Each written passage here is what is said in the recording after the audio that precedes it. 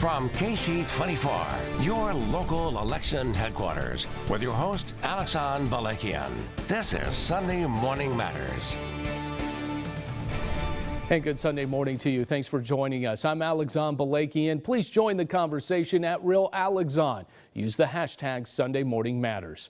Along the way, Merced Mayor Mike Murphy, why he was in Washington meeting with the U.S. Secretary of Housing and Urban Development, Ben Carson.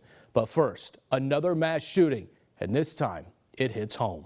Should have been free like you. Never see my kid drop. Tonight, you see me, my kid drop.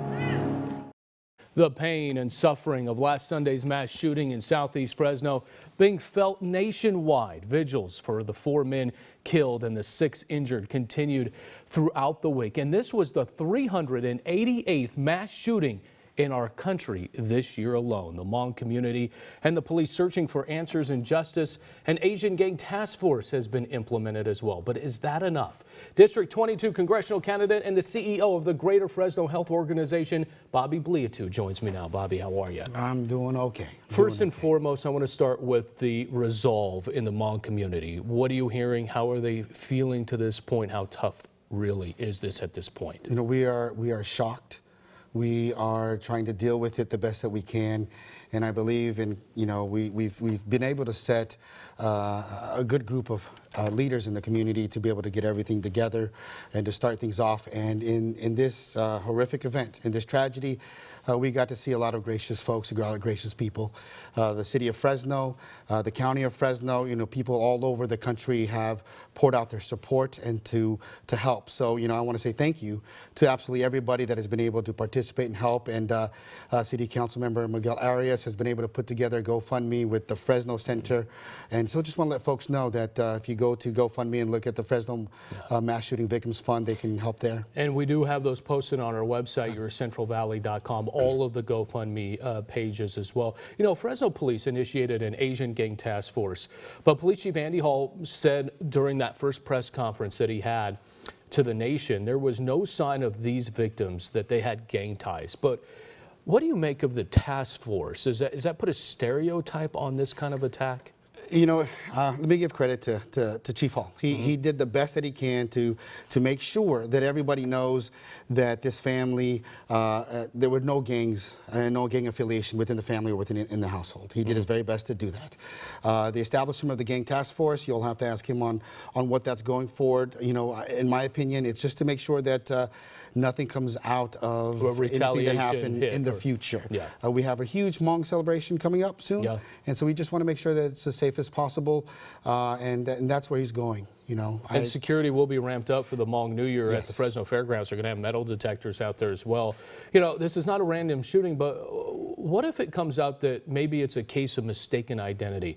What does that say about gun violence here in California? The last 5 mass shootings that we've had in the country, 3 of them in California. We have the strictest laws. What does that say? Well, I believe that gun control in itself and regulation isn't the only thing we have to look at.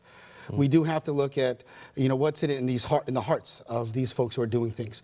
And so we need to increase the access to behavioral health. We need to create an understanding what's in the minds and the hearts of the folks that are committing these crimes and provide those services. All right, since I have you here, you know, last week you managed to secure the District 22 Democratic endorsement during the state Democratic convention over there in Long Beach.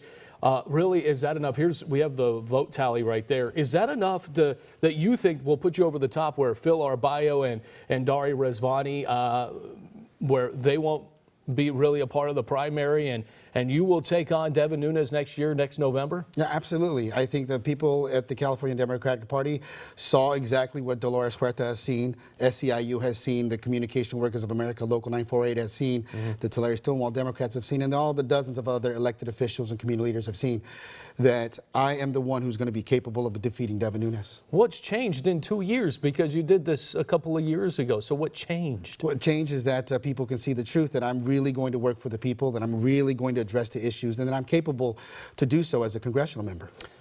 Your new political ad was actually one of the first political ads to be temporarily blocked by Twitter. I want everybody to take a look at a sample of that ad. Yeah, who's gonna stop him? We are!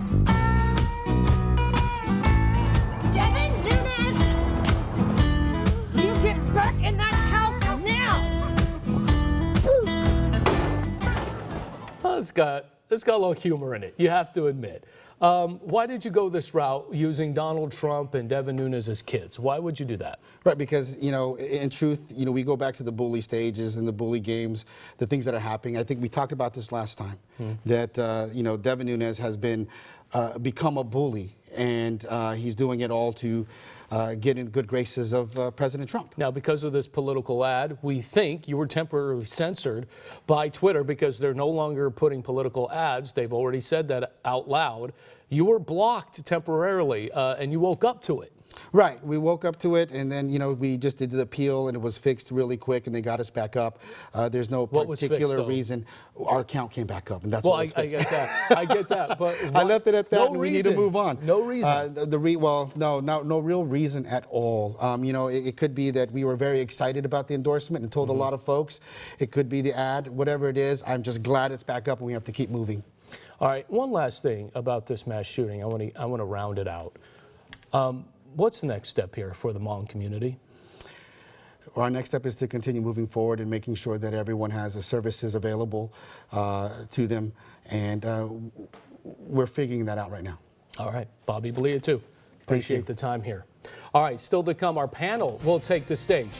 Was it right to politicize the mass shooting in Fresno just hours after it happened? We'll talk about it next.